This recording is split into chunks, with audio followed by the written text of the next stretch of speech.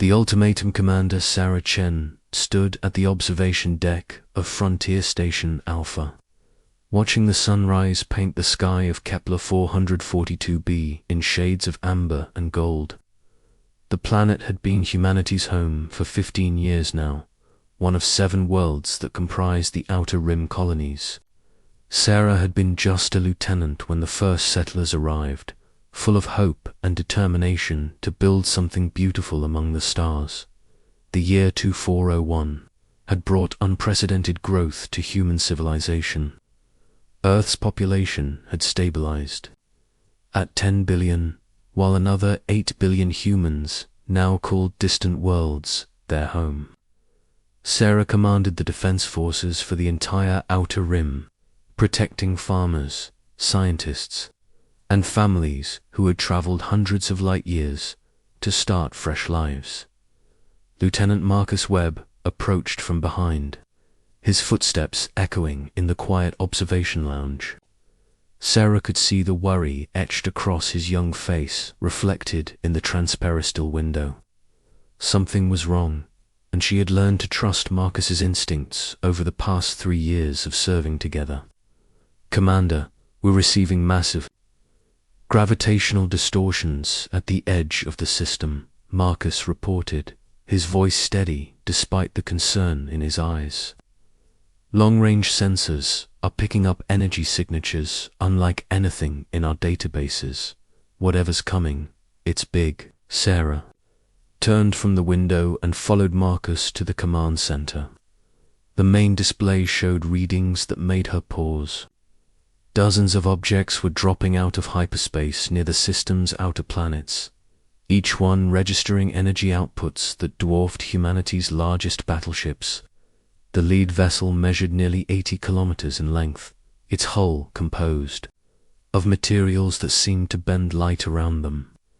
"Get me Admiral Rodriguez on Earth immediately," Sarah ordered, settling into her command chair, "and patch me through to all colony worlds. If this is first contact, I want everyone prepared." Admiral Carlos Rodriguez appeared on the main screen within minutes, his weathered face showing the strain of commanding Earth's entire colonial fleet. Behind him, Sarah could see the bustling activity of Lunar Command, where humanity's best military minds worked around the clock to protect their scattered settlements. "Sarah, we're tracking the same anomalies from here," Rodriguez said without preamble. "Whatever these ships are, they've got technology that makes our most advanced vessels look like wooden sailing ships. I'm ordering all colonial fleets to defensive positions, but honestly, if they wanted to destroy us, they probably could before we even knew what hit us." Before Sarah could respond, every screen in the command center changed. The face that appeared belonged to a being that looked almost human, but with subtle differences that marked it as unmistakably alien. The creature had pale blue skin that seemed to shimmer with an inner light, elongated features that spoke of both beauty and coldness, and eyes like liquid silver that seemed to look through rather than at the camera. "I am High Executor Velen of the Zephyrian Empire," the alien said, its voice carrying harmonics that made the words seem to resonate inside Sarah's skull. "We address the species that calls itself humanity. You currently occupy 7 worlds that belong to the sacred domains of our ancestors. These planets contain artifacts and burial sites that are holy to our people." Sarah exchanged glances with Marcus, who was frantically working to analyze the alien transmission. The Zephyrians had been monitoring human communications, learning their language and studying their technology. This wasn't a chance encounter, but a carefully planned confrontation. Admiral Rodriguez appeared on a split screen, his expression grim. "This is Admiral Rodriguez of the Human Colonial Defense Force. We had no knowledge that these worlds held significance to your people. Surely we can discuss this matter and reach an understanding that respects both our species' needs." "High Executor, Velen's silver eyes seemed to focus on something beyond the camera before returning with what might have been mild amusement. "There is nothing to discuss, Admiral. These worlds have been sacred to the Zephyrian people for over 50,000 of your years. Your species arrived without permission and has contaminated holy ground with your presence." Dr. Elizabeth Kane, humanity's leading xenobiologist, had been rushed to Lunar Command when the first alien signals were detected. She stepped into view of the camera, her hands trembling slightly as she held her research tablets. The weight of representing all humanity in this moment was almost overwhelming. "High Executor, we are honored by contact with your advanced civilization," Dr. Kane began, her voice growing stronger as she spoke. "However, relocating 18 billion people is an enormous undertaking. Perhaps we could establish protected zones around your sacred sites while finding ways for our species to coexist peacefully." Velen's expression remained unchanged, as if he were discussing the weather rather than the fate of billions of lives. "Your numbers are not our concern. The Zephyrian Empire has designated relocation worlds in distant sectors where your species may continue to exist. Transport will be provided. You have 30 of your standard days to evacuate all 7 worlds completely." The transmission ended abruptly, leaving Sarah staring at a blank screen. She turned to Marcus, who was monitoring all communication channels, while running deep scans on the alien fleet. The readings were not encouraging. "Marcus, what do we know about their capabilities?" Marcus pulled up tactical displays that showed the Zephorian ships in detail. "Commander, their technology is centuries ahead of ours. Our scanners can barely penetrate their hull materials, and their energy weapons are operating on principles we don't understand. Each of their smaller vessels could probably take out our entire colonial fleet." Within hours, emergency councils were convening across human space. President Elena Vasquez called an emergency session of the Colonial Senate. On Earth, military commanders drew up evacuation plans that everyone knew were impossible to execute in 30 days. Scientists worked frantically to understand Zephyrian technology, looking for any weakness that might give humanity a fighting chance. The Zephyrians demonstrated their power on the 3rd day, when a small human patrol vessel attempted to approach. Their fleet for closer scanning, a single pulse of azure energy reduced the ship to its component atoms in seconds. The crew of 12 vanished without even time to send a distress signal. Dr. Kane spent sleepless nights trying to establish meaningful dialogue with the Zephyrians. She offered cultural exchanges, scientific cooperation, and even suggested that humans could help protect and maintain the sacred sites. The aliens responded to every proposal with the same emotionless message: evacuation, 30 days, compliance required. Sarah found herself thinking about the families living on the 7 condemned worlds. Captain Tom Bradley and his wife Maria had just welcomed their first child on New Harmony. The agricultural settlements on Kepler 4 fought to be fed millions of people throughout human space. The research stations on Proxima Centauri b were on the verge of breakthrough discoveries. In quantum physics, how could anyone evacuate entire worlds in 30 days? The logistics alone were staggering. Humanity's entire transport fleet could maybe move 2 billion people in a month, and that was under perfect conditions. The Zephyrians offered transport ships, but these vessels looked more like prison barges than passenger craft. President Vasquez addressed the human worlds on the 10th day after first contact. "My fellow humans," she began, her voice carrying. "Across 18 billion people scattered among the stars, we face an unprecedented challenge.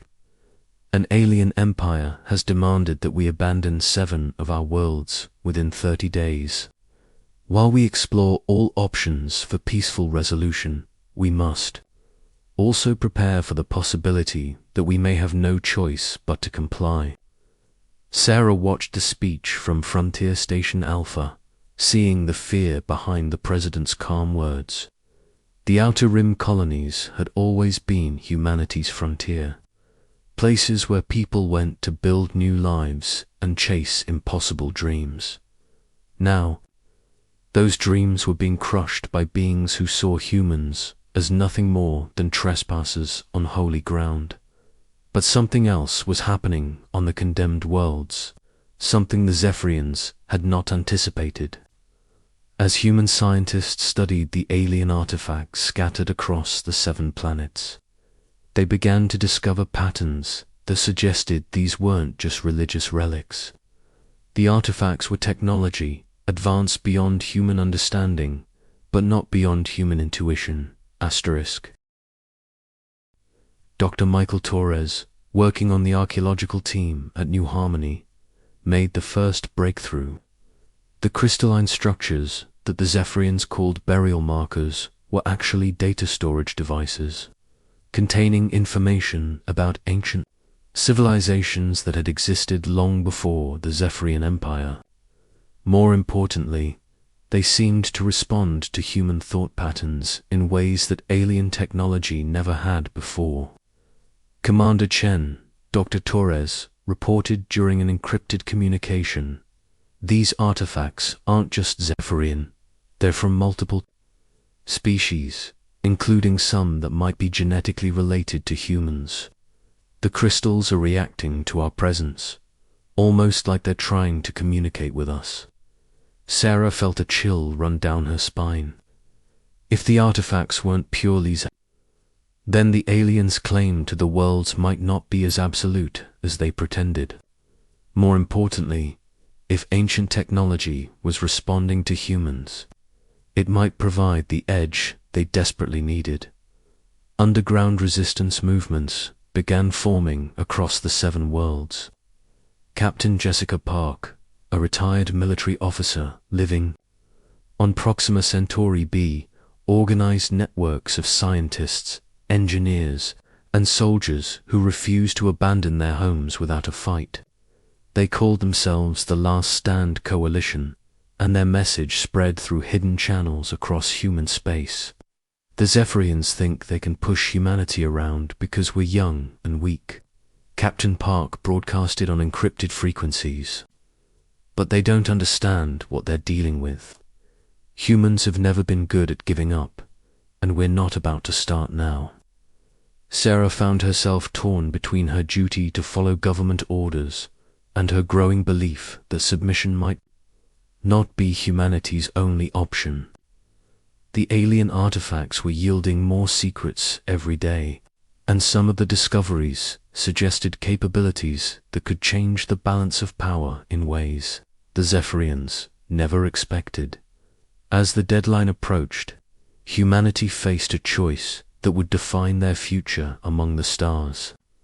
They could evacuate peacefully and spend the rest of their existence as wanderers dependent on alien charity, or they could stand and fight for their right to exist as equals in the galaxy.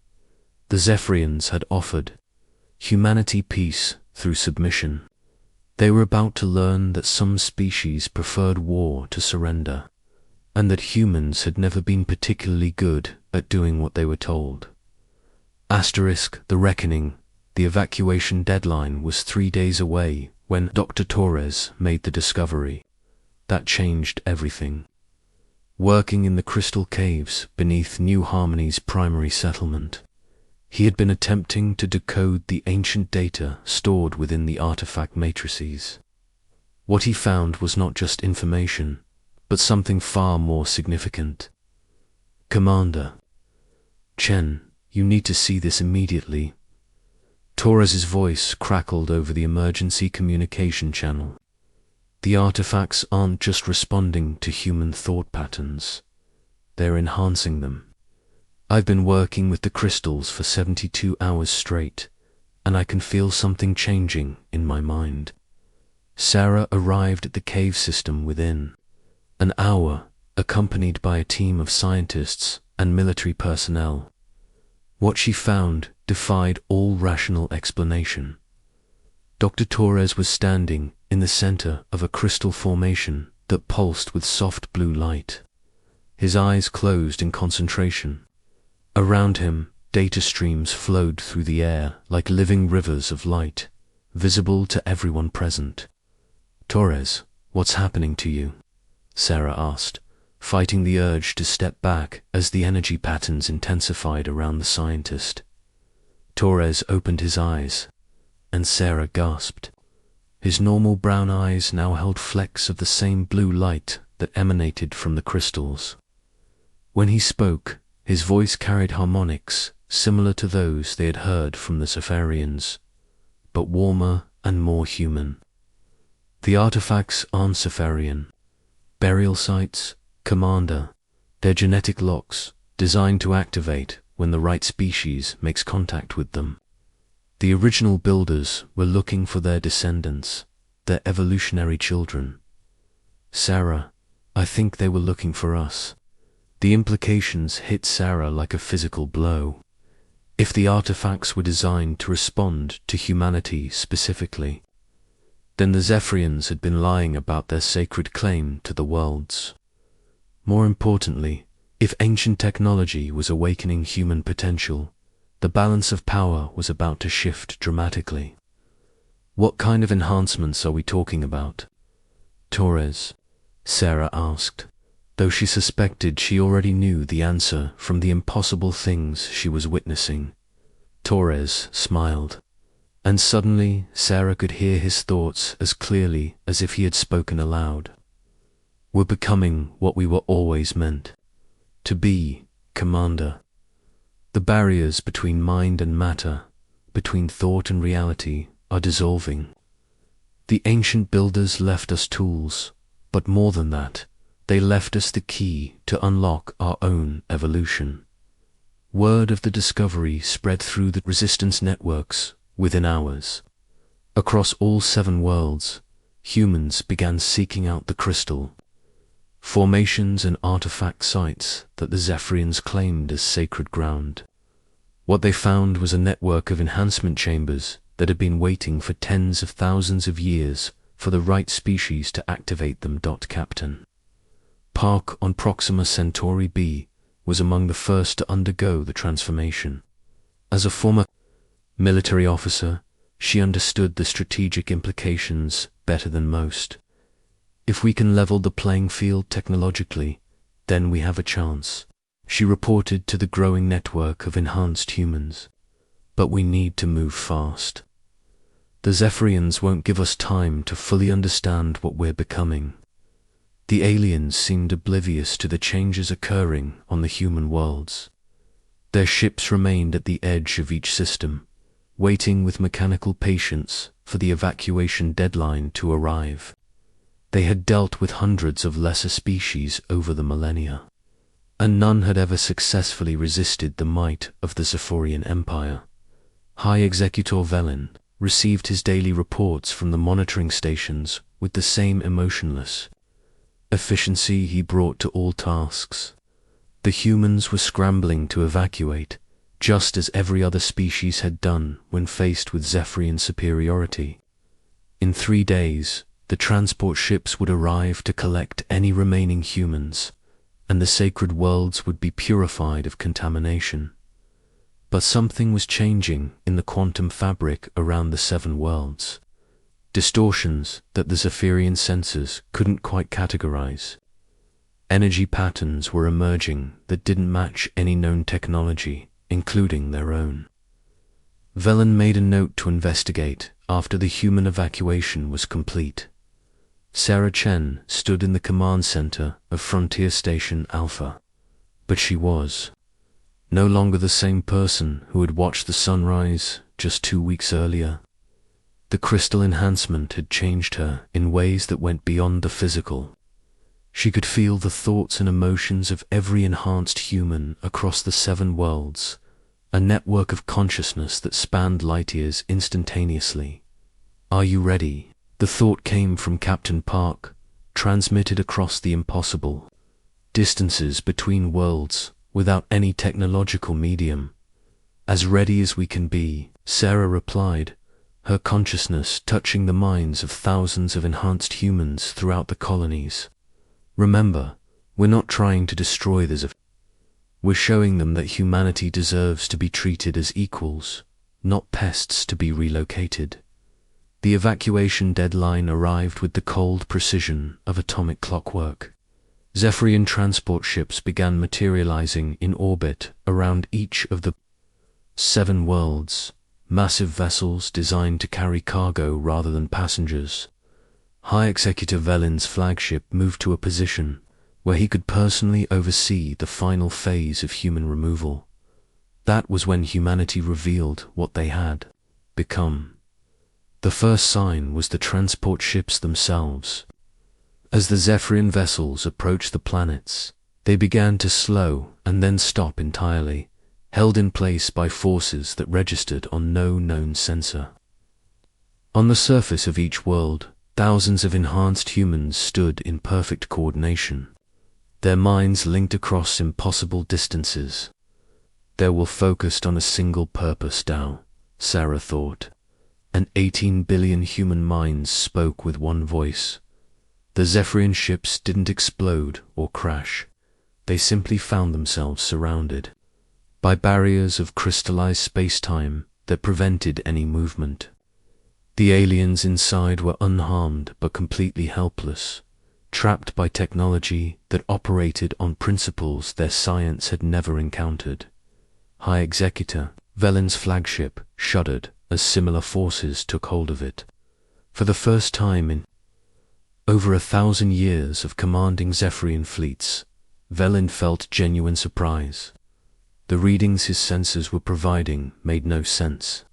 The humans were generating energy fields that shouldn't have been possible for any species, let alone one that had barely achieved interstellar travel. Sarah's image appeared on every screen aboard the Zephyrian flagship, but this wasn't the same human commander who had spoken with them weeks earlier. Her eyes held the same blue light that pulsed from the ancient crystals, and when she spoke, her voice carried harmonics that resonated through dimensions the Zephyrians had never learned to access. "High Executor Velin," Sarah said, her words reaching not just the Zephyrian ships, but every corner of their empire through quantum entanglement principles that transcended known physics. "We need to discuss the future of human-Zephyrian relations." Velin found himself staring at readings that challenged everything he thought he knew about the universe. The humans were generating power outputs that rivaled the cores of stars, but more impossibly, they were doing it through biological processes, enhanced by technology that predated the Zephyrian Empire by millions of years. "What have you become?" Velin asked, his usual emotionless composure cracking for the first time in centuries. Sarah smiled, and Velin could feel the warmth of human emotion reaching across the vacuum of space to touch his consciousness. "We've become what we were always meant to be, Executor. The artifacts on these worlds weren't left by your ancestors.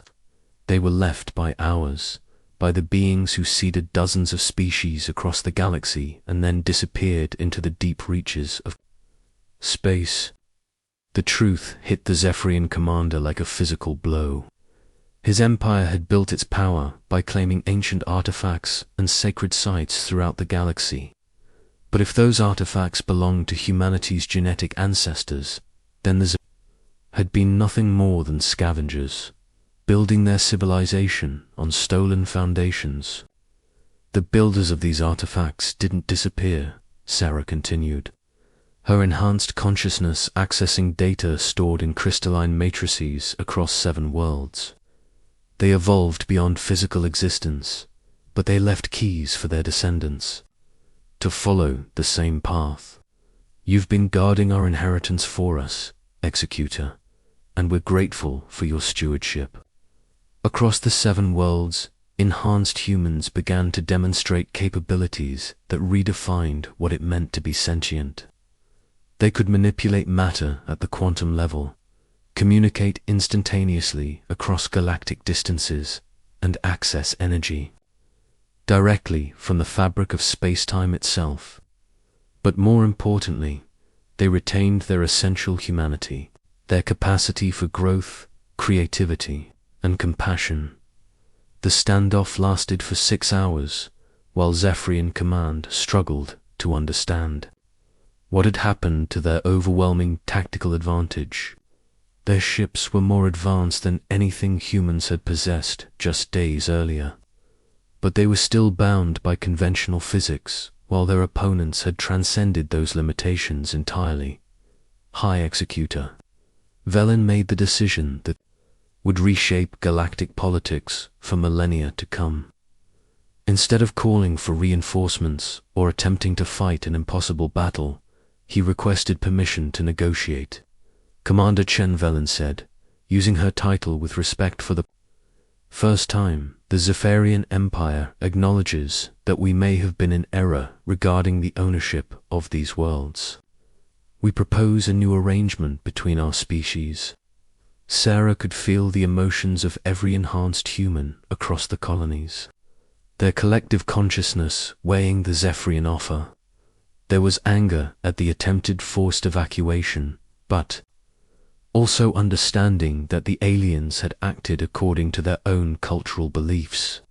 Most importantly, there was hope for a future where humanity could take its place among the stars as an equal rather than a refugee. The terms are simple, Executor, Sarah replied. Humanity will maintain sovereignty over these 7 worlds and any others we choose to settle. In return, we offer the Zephyrian Empire access to some of the technologies we're discovering, specifically those that could benefit both our species. We're not interested in conquest or domination. We want partnership. The negotiations that followed established humanity as a major galactic power overnight. The enhanced humans shared selective technologies, with the Zephyrians' advancements that revolutionized alien understanding of physics and consciousness. In return, the Zephyrian Empire provided star maps, trade routes, and introductions to other spacefaring civilizations. But perhaps most importantly, the crisis had revealed humanity's true potential. The 18 billion people scattered across human worlds might not all have undergone the crystal enhancement, but they were all connected to those who had. Humanity had become something new, a species that bridged the gap between biological evolution and technological transcendence. Sarah, Chen, stood once again at the observation deck of Frontier Station Alpha, watching the sunrise over Kepler-4 for 2b. But now she could feel the thoughts and dreams of billions of humans across dozens of worlds, all of them working together to build something unprecedented in galactic history. The Zephyrians had forced humanity to choose between submission and resistance. They had expected the young species to fold under pressure, to accept relocation and second-class status in the galactic community. Instead, they had awakened something that had been sleeping in human DNA for millions of years, waiting for the right moment to emerge. Peace had been an option, but Earth and her colonies had chosen something better. They had chosen evolution, transformation, and the right to determine their own destiny among the stars. The galaxy would never be the same, and humanity was just getting started. Asterisk.